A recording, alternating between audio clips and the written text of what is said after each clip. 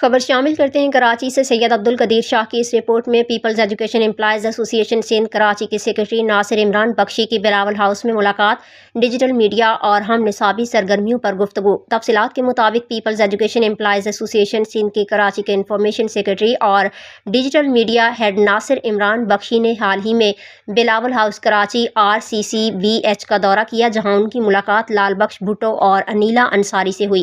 اس موقع پر تعلیمی شعبے میں ڈیجیٹل میڈیا کے مؤثر کردار، معلوماتی نیٹ ورکنگ اور ہم نصابی سرگرمیوں کے فروغ پر تفصیلی گفتگو کی گئی۔